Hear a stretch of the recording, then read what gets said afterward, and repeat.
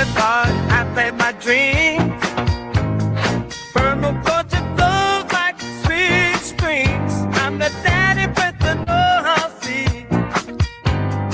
Creating the world like it's meant to be.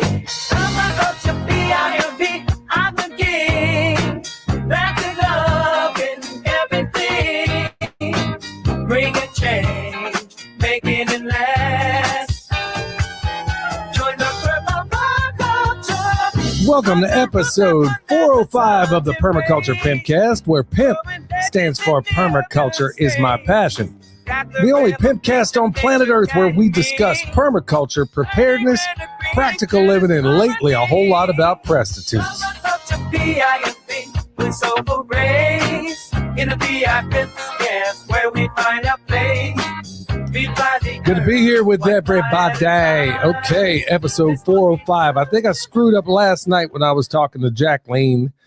Yeah, I think I said 403, but this is 405. And folks, if you haven't listened to the latest one I did with Jacqueline, boy, by the time we were going to the end of it, man, I didn't want to stop that podcast because she was just dropping so much awesome information out there. And she's going to be the one of the ones that we got coming to this Sovereign Health Summit, folks, along with Barbara O'Neill. In fact, I don't think we mentioned it on there, or maybe I did, that she was actually Barbara O'Neill's sidekick for quite a while. So if you ever saw Barbara O'Neill before, the lady with the dark, long hair, that was Jacqueline. So she's doing her own thing now and knocking it out of the park. So, and the cool thing is, you know, it's like I often say about William, you know, it's a poor pupil that does not surpass his master. So think about it. If you're standing on the shoulders of the person that taught you, you should advance things past where you found it. And I think Jacqueline is well on her way of doing that very same thing. So if you haven't listened to that, I think you're going to want to check it out. Speaking of Sovereign Health Summit, October 27th through the 31st, TPC will get you 5% off, whether it's in person. If you want to be there live, we got tickets for that. If you want to watch it virtually, we got that too. Folks, you're going to want to be there for all the nonsense that's going on in the world right now. You're definitely going to want to check it out. In fact, I was talking to Logan from Sowing Prosperity today. He's over in Arkansas trying to get me to move there. Yeah, he's got a really awesome community going over there.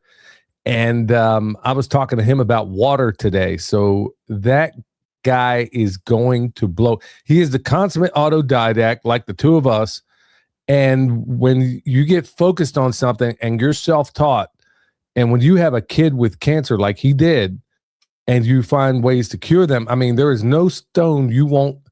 Well, I used to think that, but for most parents, people that still have any brain cells left, I mean, you're going to turn over every possible stone to find a cure to whatever's ailing your kid.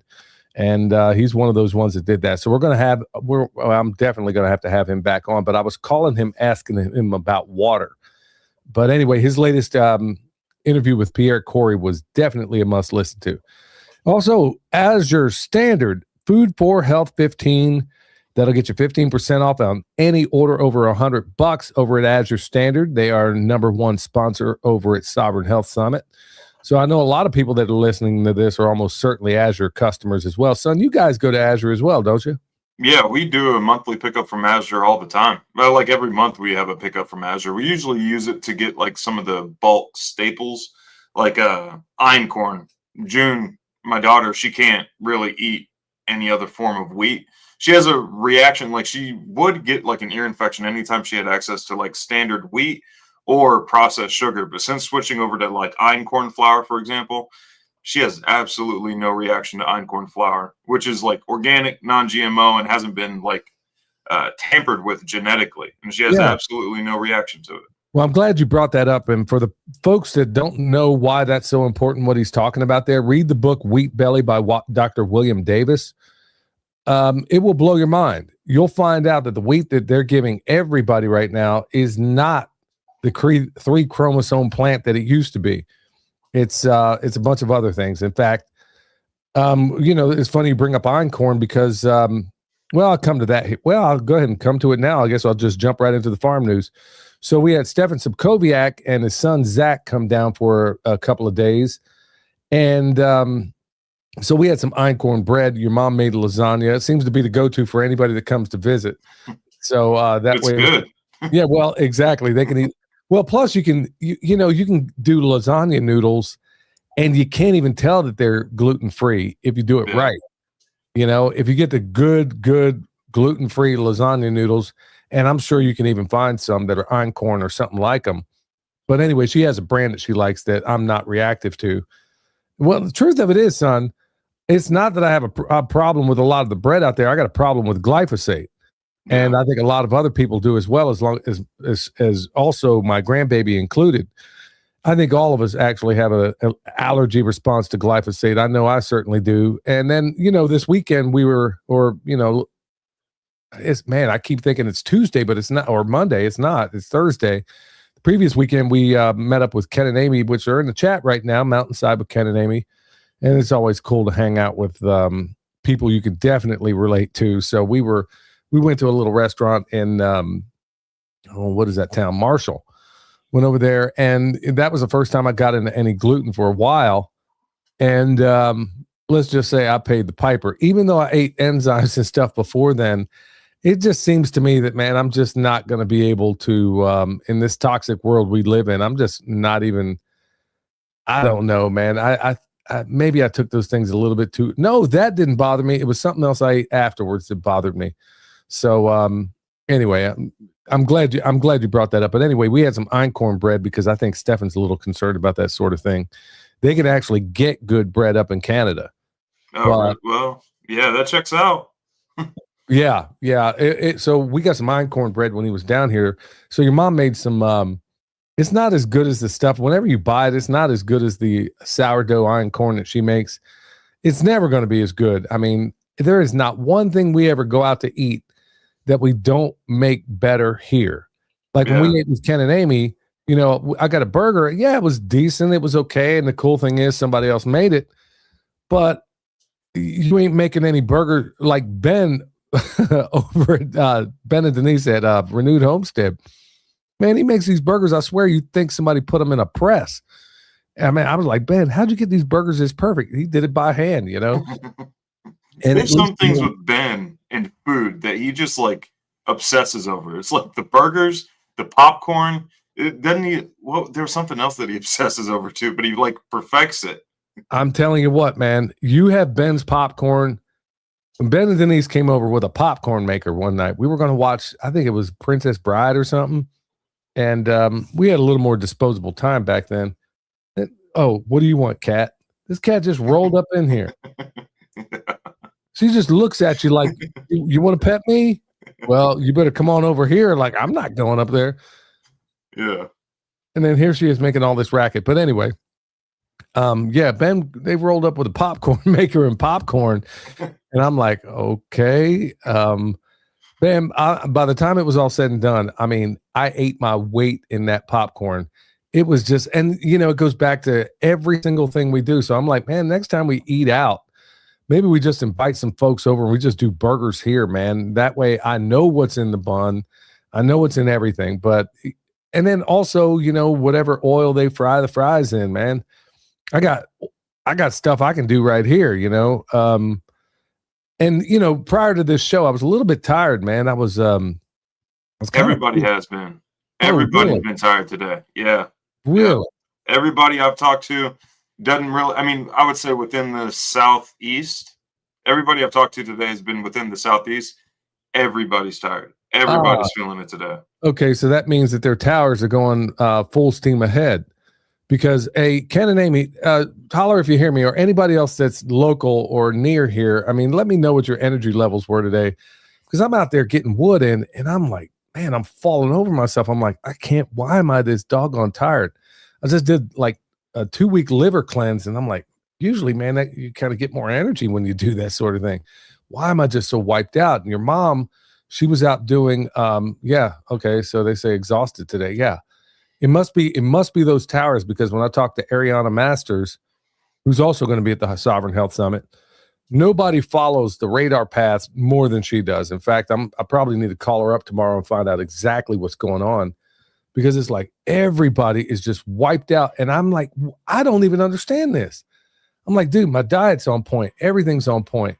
What is happening right now? And while your mom was out doing her, she was training for that 26-mile ruck march. She was out doing that today. Oh, she's doing that again? Yeah. And she's over here and trying to rope me into it at the same time. And I'm like, man, I've done my share of those in the Army. Thank you very much. Hey, Alabama says, I'm getting ready to go to bed. Yeah, some other folks in here are saying, yeah, it's like everybody's super low. Okay, so I guess it wasn't just me, man. I was starting to get worried. But I'll tell you what changed it around. I went down there, ate some dinner. I was like, man, I ain't gonna eat much. I'll just go ahead and, I got some fermented sauerkraut and stuff that we made in there. So I said, I'll have some of that. And then, one of the chickens I processed a little while ago, I was like, okay, I'll eat a little bit of that, make a chicken salad out of it, and then eat it with some tortilla chips. Well, I broke out those Siete chips, man. I was wondering, I was seriously wondering if I was going to be able to do the show. I was like, man, can I be this tired? And man, I bit into some of those. They got this hot brand. It's like the Andy Cap version, but with no junk in it. I love that Siete brand. Man, I bit into those chips and I'm thinking, okay, how hot could this be? Yeah, it's not crazy hot, but it was enough to put some pep in my step, dude. I'm telling you what. I don't know what they call it again, but I told your mom, I said, hey, wherever you pick these up, go ahead and get a bunch more of them because these things definitely help in a pinch. The only thing I don't like about those cassava chips is that that's what Siete uses, for those of you guys that haven't had them before. Not these. These were regular potato. Oh, gotcha. Okay, never mind. I was gonna say with those Siete chips, they're so doggone brittle. They're good. They're just brittle, and they don't hold up to like guacamole or dip or anything like that, or nachos. But they are good chips. And if you have like an issue with GMO corn or wheat or anything like that, you can go to that Siete route, and it doesn't feel like you're eating the alternative. Yeah, it doesn't. Yeah, you don't feel like, at least with their potato chips, you don't feel like you're missing anything at all. And then you look on the back of the bag and you're like, okay, every last one of those ingredients, I know what they are. Like Gary Brecka says, if you look on a bag of anything and you can't find whatever, excuse me, if you can't find that ingredient in the grocery store, you have no business eating it. And I think that's a pretty good policy. And yeah, somebody wrote in here also like using tallow. Yeah, absolutely. So I was like, okay, maybe next time we have some folks just come on over here. We do some real food. We make the buns. We make if we want to have some fries or whatever. Got a whole gang of potatoes. Stefan Subkoviak was losing his mind when he saw all those potatoes we had laid out that we haven't eaten yet. I was like, okay, man, I can sit here and make, fries right here, put them in some tallow or whatever. Even avocado oil. I mean, you got options out there, although a lot of that avocado oil out there is spoiled, and they don't tell you that. It's rancid, and they put some chemicals in there to make you think it isn't. So anyway, man, I didn't mean to go too crazy about that. But anyway, Stefan Subkoviak was here, Mr. Permaculture Orchard himself. I thought he was heading somewhere else. I had no idea this was his destination. Oh. Yeah, I had no idea. I thought, okay, man, he's just going to stop over for the night. And then I thought he was heading to Florida or something. Man, I'm like, okay, man, I got like one of my heroes right up here in the house. And I'll tell you what, the visit with him and his son, Zach, who's a couple of years older than you. And by the way, he wants your number, which I need to still give to him. Yeah, give it to him. That I tell you what, it was how do I say it? It was like a mastermind session between the two of those guys and me and your mom. I think we solved all the world's problems when it comes to so many doggone things, man. It was such a joy to have him. In fact, it got to the point where your mom and I were conspiring to figure out ways to make him stay longer, but they had to get back. But what cracks me up, man, when you have somebody from, Michigan or, up in Canada where they are, the temperature we keep the house, man, it was killing them, especially when they were trying to go to sleep, Yeah. No. For you guys listening, Dad will burn you out of that house with that wood burning stove. I don't know what gets into Dad, but he's like, let's see how hot we can get this house when it's like below freezing outside, especially if you're upstairs in the house where all the heat like collects. You will be sweating in the middle of a snowstorm in that house. Well, these guys, man, they shut the doors and they opened all the windows up here. So it was, and I had it on low. That was the thing. I kind of figured, okay, man, these guys are probably not going to stand the heat, so I better lower this thing down. Apparently, it wasn't low enough. They were like, boy, you got this thing roasting up here. He said, man, we had all the windows open last night. So each room there, I was like, oh, sorry about that, fellas. I had it on as low as I could. But anyway, that was a real good joy. He put out the podcast that he did with me today. And then, of course, we did a walk around. Unfortunately, it's not a time when things are vegetative here, but you know, just having a master like that grace your presence. And honestly, it was, I couldn't believe he came all this way just to see us. I had no idea. I thought he was going somewhere else. So, I mean, wow, what a joy to have him here. I wish I would have gotten more content with him though. And he's a cool guy. It's not that he's just like a master of what he does. He's also like, there's some people that, especially within the permaculture or regenerative ag or the like alternative building space, like they might be a professional at what they do. They might be the best at what they do, but they can't have a conversation with you. I've noticed that with some of the people I've met in the past that are like still heroes and everything. It's just, you realize like, oh, every ounce of you is in this one topic. And anything outside this topic, you can't really have a discussion about. I'm glad you brought that up because that is not the way these guys are wired, man. His son is a flipping genius when it comes to so many doggone things. And obviously, Stefan is as well. And I'm glad you pointed that out because there's so many of the heroes that we have in this space that when you meet them, and people have, I don't think much of myself to even be in that category, but I'm sure people have had the same response when it comes to me. Sometimes when I'm in crowds, I'm overwhelmed.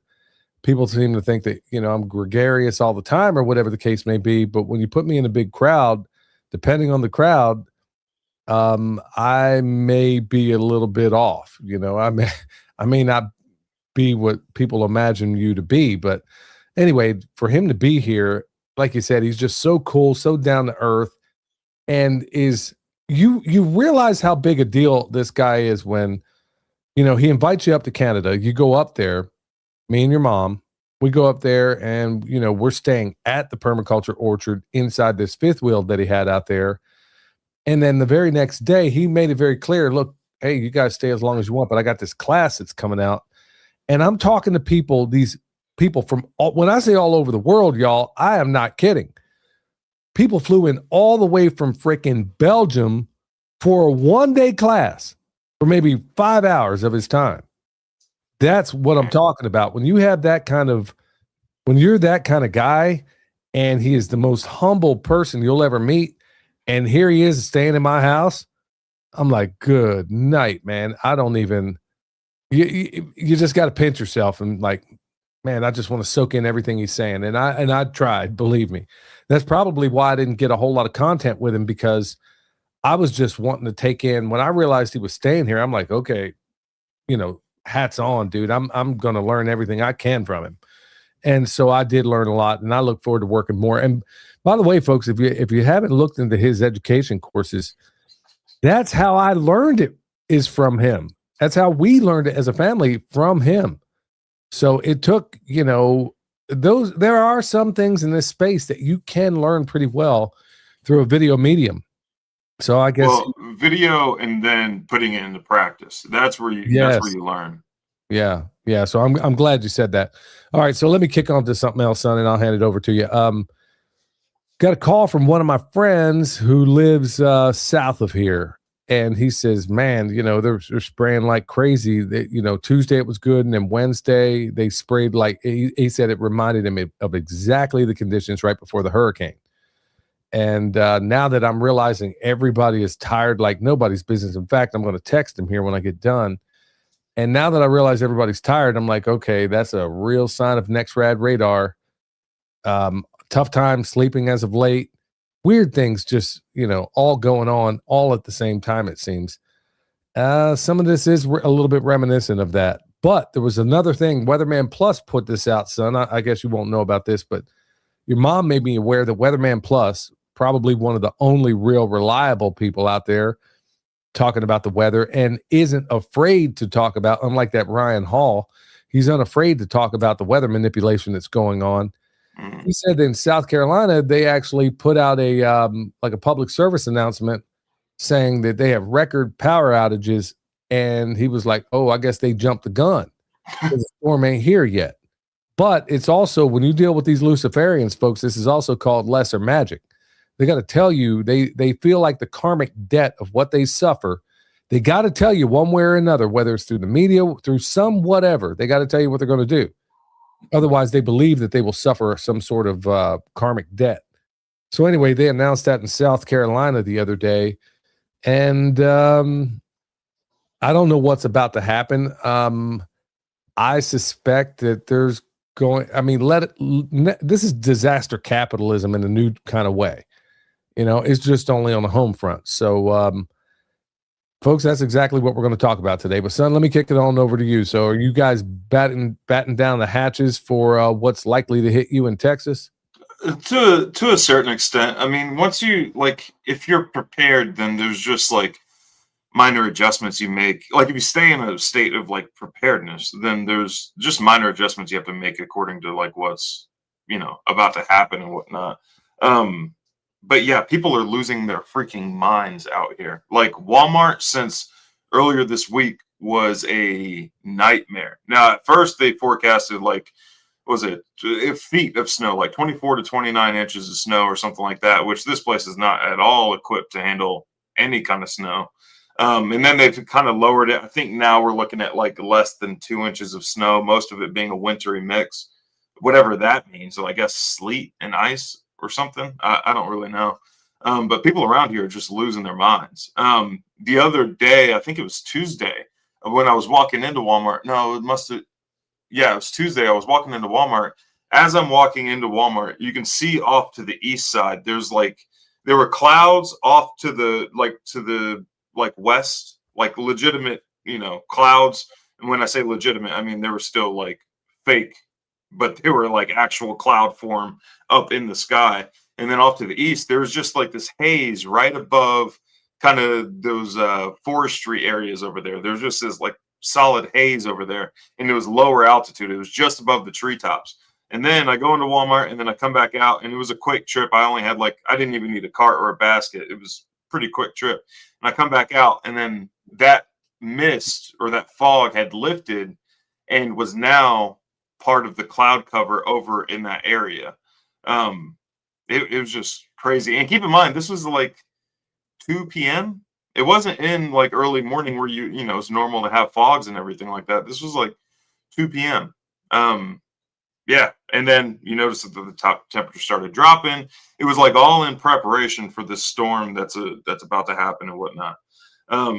Other than that, though, I've been building some new raised beds out of like lumber that I milled out at the demonstration site. I got 2 of those filled yesterday, filming a video in the process too, to show people like one of the best ways I think to fill raised beds to save money and then also get like a jump start on the soil biology and everything. So I'm trying to get all of that buttoned up before we do start getting some rain. Yeah, but yeah, people are just, it's a nightmare to go out in public right now. And then also I was looking for a sled for the baby, because if it does snow, I want to like take her sledding and stuff like that. There's not a sled anywhere near me for sale. Yeah, you better get some trash can lids or something like that. Yeah. It's the thing is, I think what they're looking for is an ice storm. I mean, when they were, my friend who lives south of here, he said they were told that they were going to get about an inch of ice. An inch of ice will take down every freaking telephone pole down there, or whatever it is. Look, that's exactly why we stay prepared. So, folks, judging by the fact that everybody's tired, judging by the fact that the chemtrails are crazy like nobody's business, judging by all these things that are going on, look, this is our own government doing it to us. I mean, that's the worst part about all this. Is somebody says a big cookie sheet will work. Put some of that stuff like Clark W. Griswold put on that sled there, and it'll be flying all over the place. Yeah. This is disaster capitalism, I think, at its worst. Or, they need to change the topic. And why not? Why not just, destroy half the country or whatever they plan. I'm just curious. I've not watched really any news at all, so I'm very ignorant about that type of thing that's going on in the world right now because I've just had so many different irons in the fire. Knowing that this is coming, though, I did get not some, but we maintain a level of readiness at all times anyway. So for me to get ready for the next ice storm, folks, I prep for an EMP. Okay. If you prep for an EMP, you're ready for everything else. Okay. So that's what's important. If it always killed me on that stupid show, Doomsday Preppers. I'm so-and-so and I'm preparing for, and I know it was a TV show that was doing it. Man, forget that. If you want your benchmark, prep for an EMP. If you do a toxic EMP. Well, it would be toxic anyway. If it was an EMP and you got nuclear powerhouses going into meltdowns, it's going to be toxic, one way or the other. So if you prep for that, you're ready for everything else. So the one that always killed me was the civil unrest. I'm prepping for civil unrest. Yeah. I was like, what caused the doggone civil unrest? Exactly. Yeah, it could be any number of things. I think it may be all of the above. All right. With that said, y'all, Bond Charge. Wonder where we get these glasses at? Yeah, Bond, BON Charge. 15% off with promo code PERMA. And folks, the reason we wear them for all the new people out there that are now listening and watching, you get blue light in your environment. What you don't realize is, as I'm looking at the screen right now, it's all protected. The lights, all those things are full spectrum, the whole 9 yards, but there's blue in the environment at a time when your body shouldn't have it. You only get blue light midday, y'all. So they engineered your phones, your computers, your light bulbs, unless you get full spectrum, your TVs, everything you own is all blue light. So we wonder why we have this health crisis, and this is just one of many things they're doing out there. But we're looking at blue light at a time of day when we shouldn't. So that's where these things kind of help out. And I wear them when the sun goes down. You can ask my son. I wear these things religiously when the light goes down, even though I have full spectrum bulbs in the whole 9 yards. Just because, hey, when you're looking at blue light in the wrong time of day, it can mess up all your circadian health. And that's a whole reason why Obama, all those years ago, came out with the whole compact fluorescent thing, which was insane. I've talked about it ad nauseum. Anyway, if you want to protect yourself, they got some good stuff over there. Bond Charge. They even got light bulbs you can use.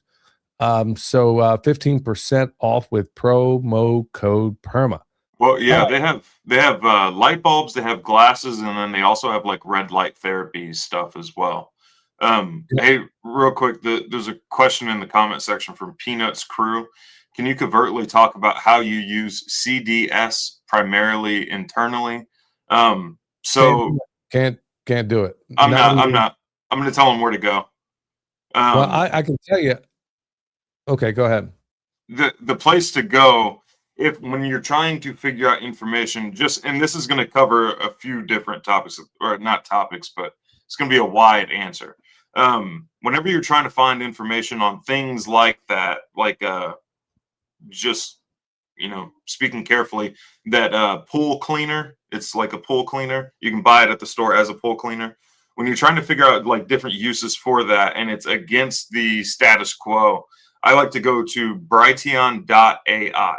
If you go to BRIGHTEON.ai, you can ask it legitimate questions, and it's like interview. It's all the interviews, all the books discussed on the Health Ranger podcast, Mike Adams podcast. But it's going to give you like more legitimate answers or links to websites that have the information as well. Yeah, Bendu says Pool Shock. You're never going to get this from Chat GPT. You're never going to get it from Grok. You're not going to get these kind of answers, especially when it comes to things like that. So yeah, absolutely go check out Brighteon AI when you got health questions that the powers that shouldn't be don't want you to know about. In fact, Dr. Pierre Corey was talking about that very thing in today's episode with Sowing Prosperity. So yeah, you guys might want to check that out. He didn't talk about it a whole lot, but he did talk about that in water to a great extent. Also, EMF rocks, y'all. Always got them in my pocket. And William's holding them up right now. So yeah, with it. It helps make a more coherent signal of all the nasty stuff that's around you. So just keep that. Look, there's even one on my grounding mat here. I got these things all over the place. So, and definitely in my bedroom. So that's very, very important. If you want one, if you want a bunch of them, go over there, check them out. 10% off with promo code PERMA. Yeah, we'll have to have Dr. Franson back on the show and talk more about that stuff. All right, so let's get into the good news here. I'm not going to spend a lot of time here because I'd like to spend it on the other half of the program, but these 6 foods sabotage your second brain, but there are ways to enhance your microbial intelligence. All right, so I'm going to spend, now this is good news, so I'm going to spend less time talking about the things, but some of these things you may or may not know about, but the big offenders here are going to be the artificial sweeteners like sucralose and saccharin.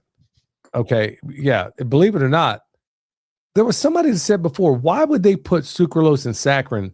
If you go look at the chewing gum out there, if it's not a sugar-free gum, but they got it in the sugared gum and candy, why would they put that in there? If they're already using sugar, or they're not even using sugar, they're using high fructose corn syrup. If they already got that in there, why would they add sucralose in there, folks? You got to ask that question. But some other big ones there would be vegan cheese. Look, if you eat vegan cheese, just unsubscribe right now. You got no business. There ain't a vegan tribe in history that ain't extinct. Okay? Ultra processed oils like, refined oils, starches and stabilizers, stuff like that. Also foods cooked in oxidized oils, seed oils and stuff like that. That's what worries me a lot of times when I go to these places. If it ain't in beef tallow, man, or avocado oil, and then half the time they're too trifling to throw out the oil when it doesn't get good, so it gets rancid and you don't even know what you're getting into. Or duck fat. Yeah. That's a good one. Yeah. Duck fat, man. That is the best fries you will ever have if they're ever cooked in duck fat. Man, I sure missed the Casbah back on Massachusetts, back in Massachusetts Street in Kansas. Anyway, reclaiming your gut sovereignty, one of the ways to do it, Barbara O'Neill was actually talking to Gary Brecka about this very thing. And clearly, one of the big ones out there is sauerkraut. Folks, it is so incredibly easy to make. All you need is a knife, time, water, and salt, and obviously whatever you're going to put in there. And we made enough to get us through the winter because I'm trying to eat more in season, and that's one of the things you can eat out of season because it captured all of the beneficial stuff when it was in season. So, and then of course we got a whole ecosystem of stuff in there. So that's one of the ways Barbara O'Neill was talking about. Look, it's not just the fermented stuff, but you need the food that your beneficial bacteria eat. So she recommends a wide array of beans and stuff like that, which are also going to help feed some of the, the fiber in there is going to help feed a lot of the beneficial bacteria down in your gut. And that's part of the reason why some make the argument that maybe if you're going to do the carnivore thing, you shouldn't do it forever and a day for a whole variety of reasons. Some suspect that one Canadian dude that I can't remember right now is the reason why he's in such a bad way right now, where he was doing carnivore forever and a day. And, maybe your body isn't set for that. All right, other good news here. Check this out. A tax-free salute. IRS confirms $1,776 warrior dividend for troops. Now, I'm saying this tongue-in-cheek. So they get $1,776 dividend for troops. You want to know what would be a better idea for our troops, son? Don't send them to any new wars. Well, there is that. How about no tax at all?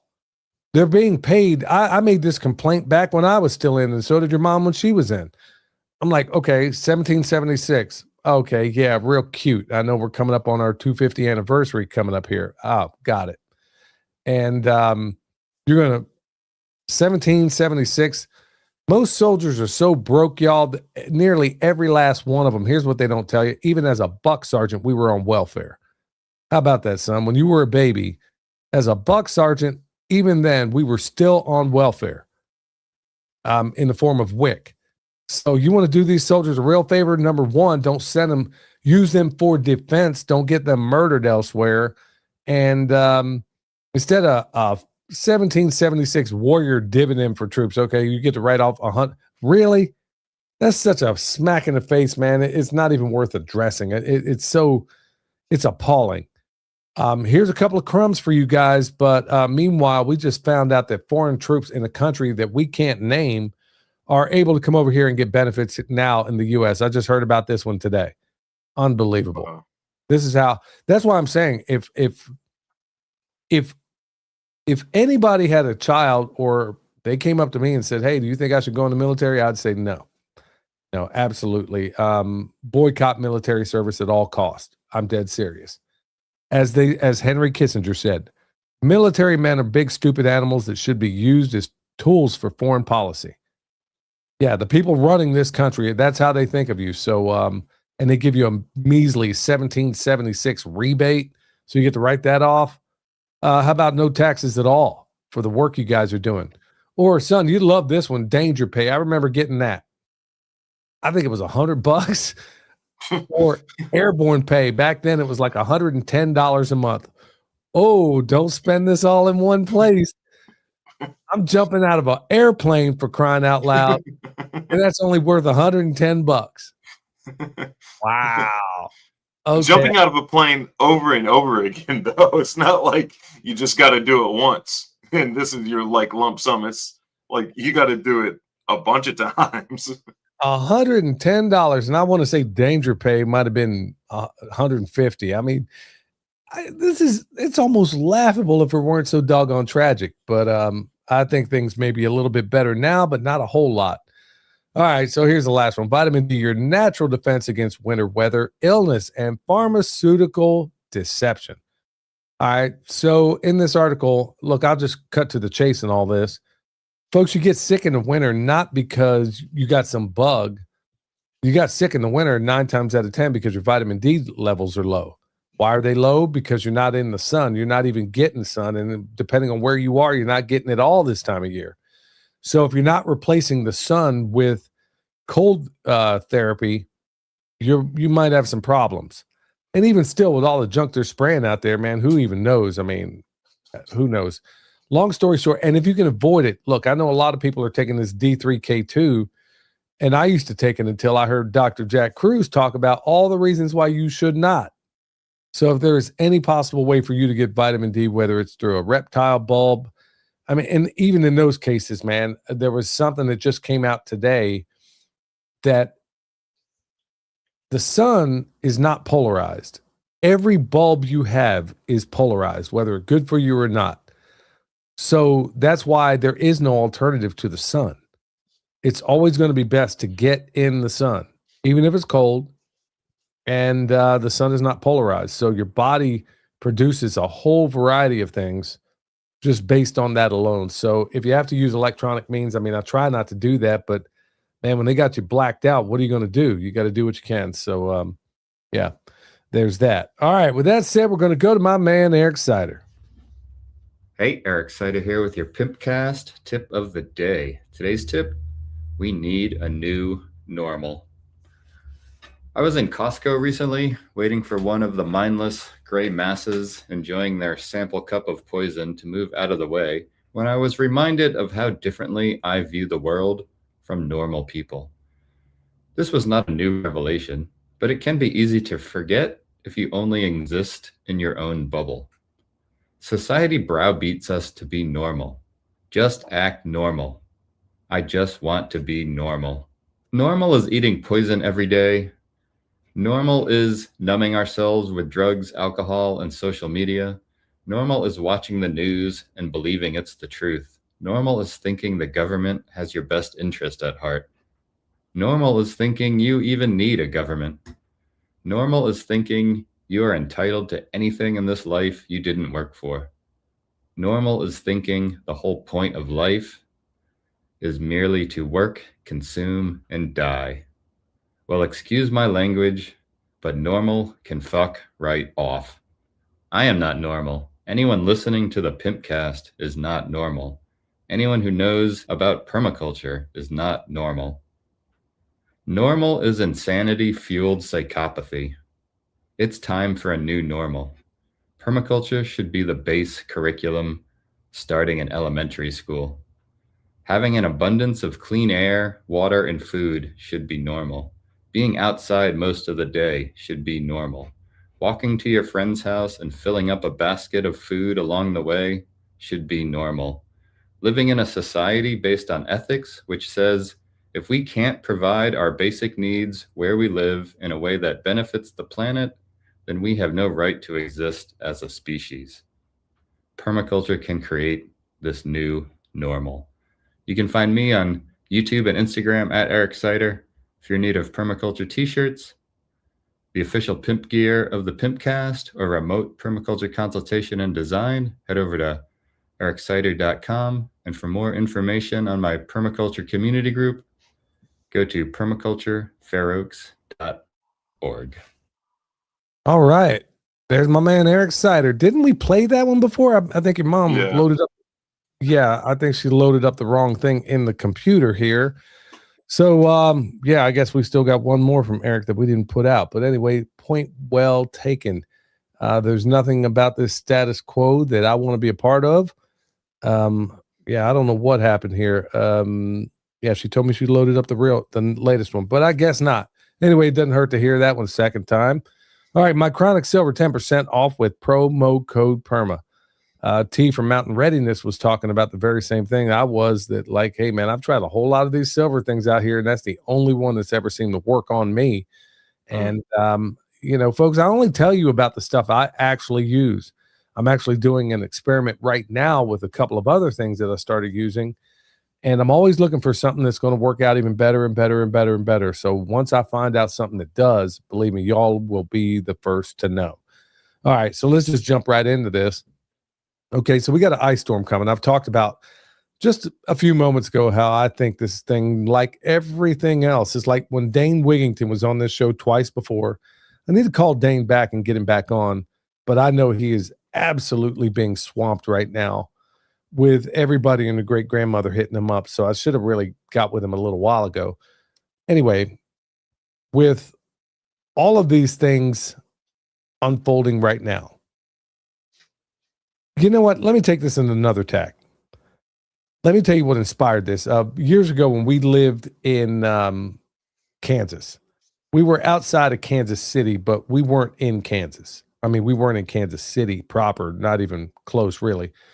But I remember there was the ice storm that showed up, and it was a snowstorm / ice storm. I mean, not uncommon for that area. And I remember the news channels were talking about the snow plows were not going to be able to make the side streets and stuff like that. They weren't going to be able to get down the side streets. Now, where we were living, there was a 1/4 mile of driveway. In order to get out of there, you were going to have to shovel it by hand, because it's not like we had any means to do so. Or you better drive and kind of tamp down the snow with your wheels as you go. That was your options. There were people at that time that were almost literally dying in place because they couldn't go out there, knock on their neighbors. We're talking like a residential kind of area. They couldn't knock on the neighbor next door and say, hey, let's all get some shovels, get out here and go to work on this and get it done. There were people on the evening news talking about so-and-so's going to die if we can't get out of here. Meanwhile, I'm like, okay, you can't get out here with a shovel and get this done?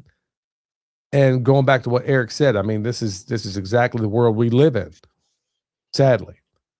So anyway, that's really the inspiration for this, because I know most people generally, look, if you're one of those ones that's waiting for the snow plow to show up and you live in a city place or something like that, you're probably not listening to this podcast anyway. I probably ran you off a long time ago. I mean, the chances are you're not listening anyway, but maybe it might be helpful to hear some of this stuff. So the nature of how bad this thing may or may not be, who knows? It may be all one giant ruse. Who even knows? And when that happens, you got to be asking, well, what's happening in the other hand? But let's just say this thing does come down. And because it is an ice storm, I was trained up in Alaska in the Army. I learned a lot of cool tricks. First thing I want you to know, and I've talked about it before, is the acronym COLD, C-O-L-D. C, keep it clean.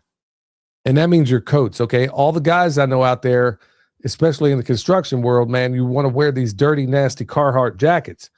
But when you keep it clean, you're keeping the airspace, the insulation essentially within your coats, your clothing. When you keep it clean, it's not filled up with grime and stuff like that. So you lower the insulation, the R value of all of your clothing when it's dirty. So if you can keep it clean, that's number one. Okay. Oh, avoid overheating. Okay. You don't want to do that. You want to make sure you don't sweat out there. Loose and in layer is the L. You want to make sure all of your stuff is, where if it's too hot, you can take it off. Hopefully you won't be out there forever in a day to where you got to worry about it too much. And then D, keep it dry. So when it comes to your clothing right off the bat, that's how I'm going to begin this. If you have to find yourself outside, and you might, I mean, if they're talking about ice storms, who even knows what reason you may have to leave the house for, whatever the case may be, or you're like us, you got animals out here. They don't care whether it's a snowstorm or not. They got to get fed. They got to get dealt with. So COLD, clean, loosen in layers, avoid overheating, and keep it dry. So that's my number one. Go ahead, son. Stage, especially those of you guys that are on a farm or a homestead or whatever it may be, try to stage everything close to the house. So that way you're not, like if your sheep, for example, are in a precarious location, or it's going to be like a hassle to get to them if the worst snow outcome should happen, put them close to the house. So that way everything's just simpler to take care of during this ice/snowstorm, whatever may happen. It's going to make it easier to pay attention to everything because everything's within pretty close proximity. And it's also going to be like, you're going to be able to pay attention to everything, and you're also going to be able to take care of everything, and more frequently if everything is closer to the house.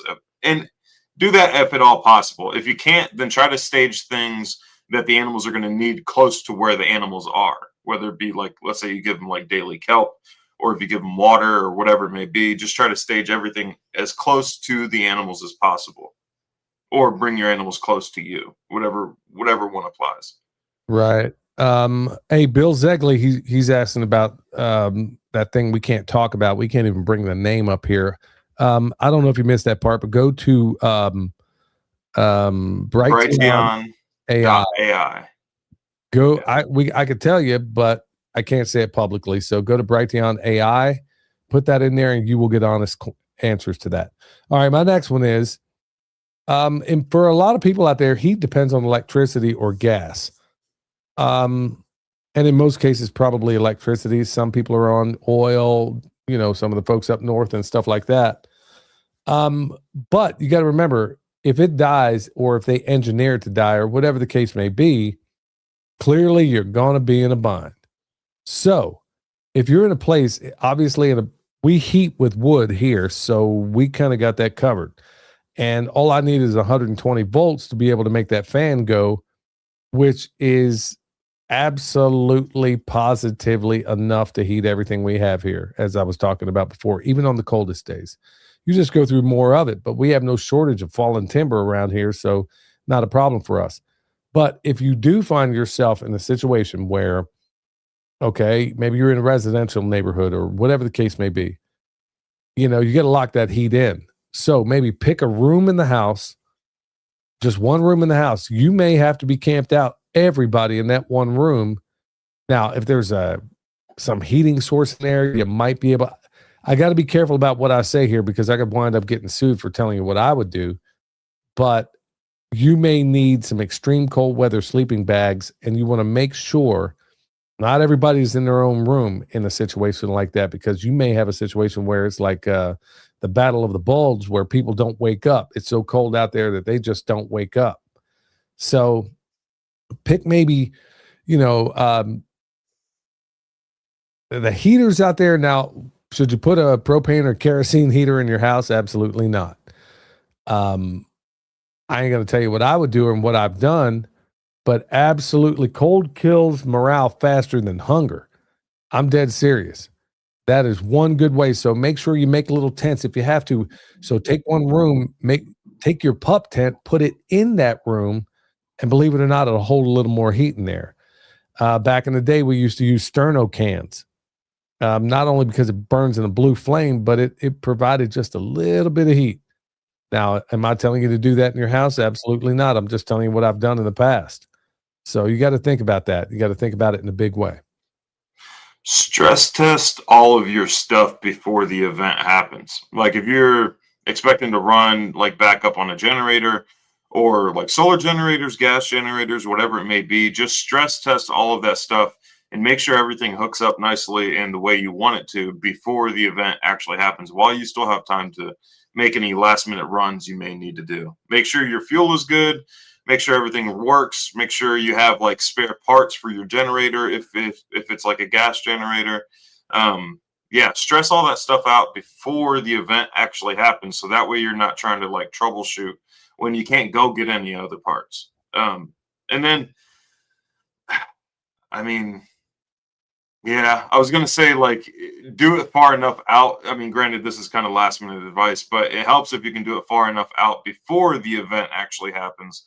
So that way, if you can't get anything in person, you can order it online and it can show up in time. But yeah, definitely stress test everything. And even if you don't have enough time to go get the replacement part, at least you have enough time to come up with an alternative before the event actually happens. So. All right, so folks, a little pop quiz here. Up in Alaska, what do you think was the number one cause for casualties when I was in the Northern Warfare Training Center? You want to know what that was? Believe it or not, it wasn't frostbite. It wasn't. It was dehydration. Because when people are cold, they fundamentally do not feel compelled to drink water. They would make you drink water. And I don't know why it was worse, but well, I guess that's not important to get into. But right now, the number one thing that got people kicked out of that school was if you ended up being a casualty because you didn't drink water, you were out. And if you got frostbite, you were out, because both of them were completely avoidable if you knew what you were doing. So you have got to make yourself drink water. So what am I saying here? Ice storms, snap those power lines. Well, wells don't run without power. And like William was saying, let's say you didn't stress test your generator, or let's just, right now you found out. Well, you ain't going out to buy one right now because more than likely they're all sold out. So in that case, you might want to think about filling every bathtub, jug, stock pot, coffee urns, extra water for flushing the toilet, whatever the case may be, 5-gallon buckets, whatever the case may be. That was the number one problem we had with casualties. It was always 100% people that wouldn't drink water, even though they remind you over and over and over and over again. That's in a training environment. What do you think it's going to be like when you're at home? So nobody, people just don't drink water. And the worst part about it is when you're in an extremely dry environment like that, you lose even more of it, because everything you breathe out, you're losing water like nobody's business, especially in those cold environments. So fill every vessel you own. Go ahead. Yeah, that's an important one. What was it? Peanuts crew just mentioned also, be careful filling bathtubs if you have toddlers, which is a good, heads up. Don't keep any like half buckets or anything like that. But let's say you are in a position where you haul water to your animals, and you're filling up a bunch of containers before, just in the event of like, all right, I'm going to break the ice off and then I'm going to give it to my animals, during these freezing temperatures and stuff like that. Make sure you leave enough space in your water container for expansion. There's a lot of people who fill up their containers to the brim, put the cap on, and then they leave it outside with the expectation of breaking the ice off and then filling up their waterers. And then they come back to just busted containers that are just ruined after that point. Make sure you leave enough space in. And I know this seems like a simple one, but as you're prepping, you don't really think about it until you've like gone through it. So as you're prepping everything, make sure you leave enough headspace in your water containers for expansion. And that also includes, like, let's say those of you guys that are on rainwater catchment, clean out and empty your the water diverters. Diverter. Yeah, that first flush diverter. make sure that's all squared away. I just helped a friend earlier today with one that she had that was cracked because she didn't clean it out before, and it expanded and then broke that 4-inch PVC. It was like a homemade freshwater or first flush diverter. But yeah, make sure those are cleaned out and emptied before the event actually happens. So that way you don't have, just busted. You're not having to replace those or anything. Yeah, I'm going to say my next one is assume trees are they're going to fall. Just to make that assumption, they're going to fall. When you got an inch of ice on something, man, there's going to be a lot of trees down. There's going to be telephone poles down. They're going to be pulled over to the side. I mean, especially, where you are, son, there's a whole lot of cottonwoods over there, brittle trees like that. And especially if they're near your house, so you want to move your vehicles away from trees. You want to clear access paths now, not later. And if you have to, one of the things I used to do, at least here when I knew there was sun coming, I would use those intermediate poles to make sure I could see exactly where I need to be in certain areas. So stage, things like chainsaws, bar oil, fuel, your PPF. Remember, the storm is annoying. Cleanup is where most people get hurt. Dead serious.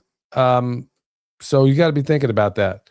Assume whatever tree, okay, well, let's say there's a branch that you think, man, that's touch and go. It's over that part of the house. Maybe we ought not be there because it might cave in the whole house. So think about those things, especially when you got an ice storm. Well, on that note, here's something not to do during an ice storm or a snowstorm. And that's anything that's high risk, anything that could potentially get you hurt, where you would have to call in, like you'd have to call 911 or whatever it may be. If they can't get to you, then you're kind of stuck. So if you're like, let's say the snowstorm happens and then it's like the day after and roads are still messed up, but you notice there's some fallen trees, maybe hold off on doing any kind of chainsawing until after the streets are clear, so where like emergency services can get to you or somebody can bring you to the hospital if need be. So that's not something to do. That's something to avoid. Avoid doing any high risk activities during the snowstorm and after until roads are cleared. Was that yours or were you just riffing? Yeah, no, that was mine. Okay. Yeah. All right. So my last one here is going to be, and I got so many of them here. I was like, you know what? Cook ahead like you really mean it. I'm going to go ahead and say that too. So I talked about the water, and now I'm going to talk about, cold people eat more. In fact, going back to my time in Alaska, I kid you not, folks. If you ever saw, people have seen MREs before. You know what almost nobody's ever seen before is an Arctic MRE. It's twice as big as a regular MRE. It would blow your mind if you saw what's in that MRE. And the idea is, there are so many calories in there, it will blow your mind. Just by being in a cold environment, you are losing it like nobody's business. They were putting a bunch of junk in there that wouldn't have been very helpful. Like all the M&Ms you could possibly eat. Who doesn't like M&Ms? But I've never seen an Arctic one.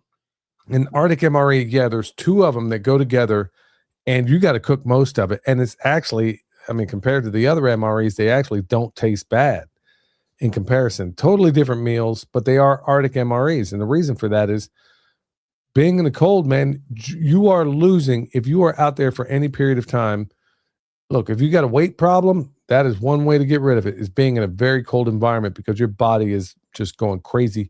Even if you're bundled up, you are losing it like nobody's business. So make big pots of soup and chili, have the thermoses ready. I don't know if a whole lot of people even use thermoses anymore.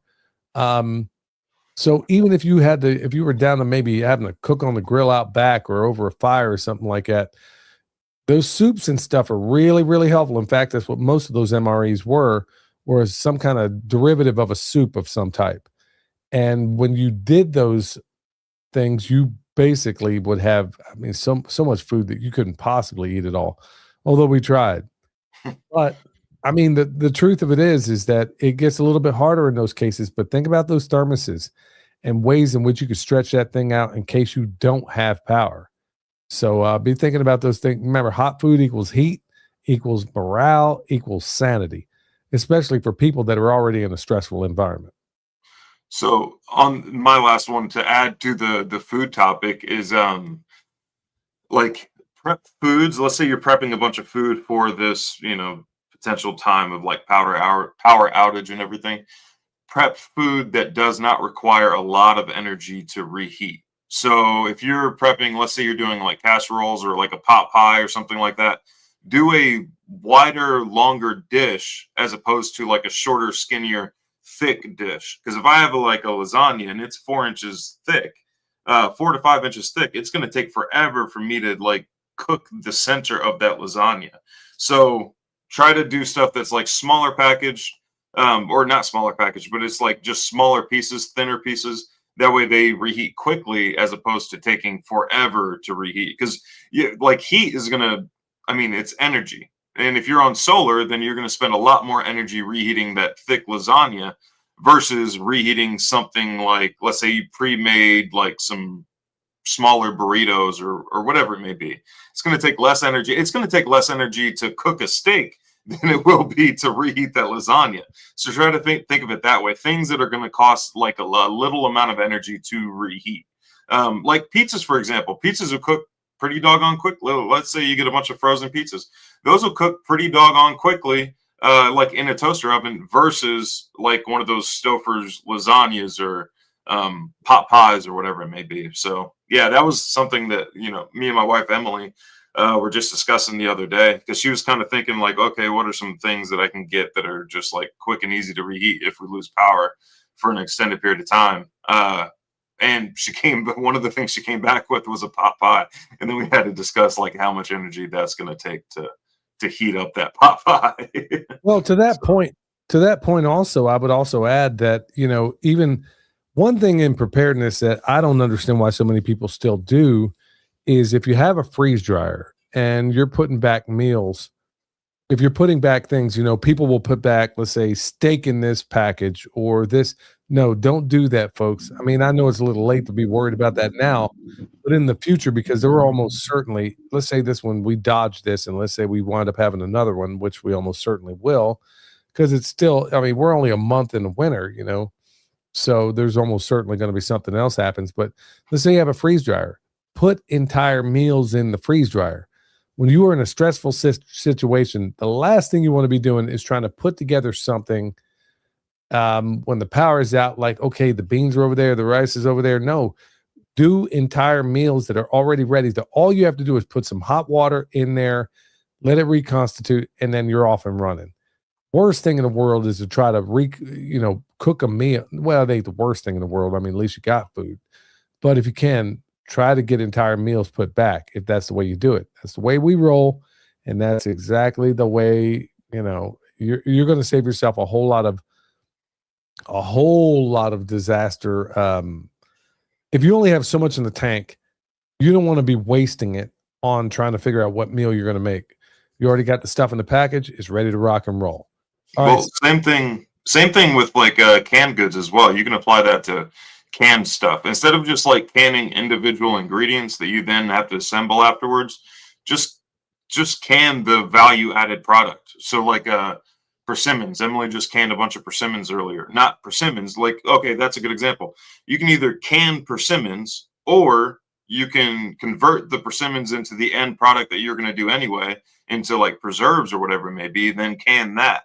So that way, that's just one extra step you don't have to do in times of need or when you're using the canned stuff. Didn't you work with a guy whose mom would can him lunch every day or something?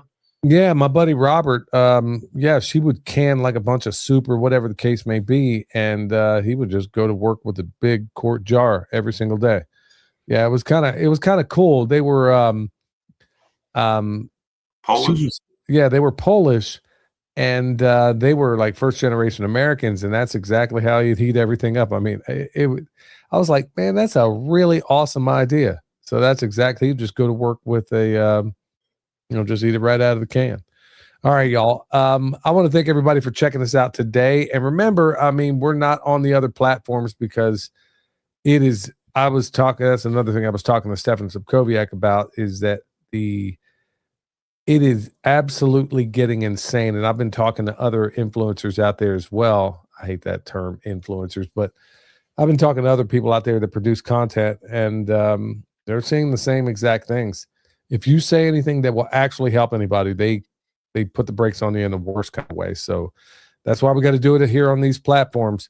All right, y'all, want to thank everybody for checking us out today. Remember, it's crazy times, so stay alert. Stay alive. Nature, the knowledge ring, roots that run deep, wisdom from soul, permaculture dream. Let the ideas unfold. I'm moving with the truth. Feeling nature's groove. Who's got the answers? All we need to do. Listen to the earth, they got us through. Let's see the change, watch the world spin. From the smallest sprout to harmony begin. In the cycle of life, where the magic's alive. Tune it to the beat, feel the vibe and thrive.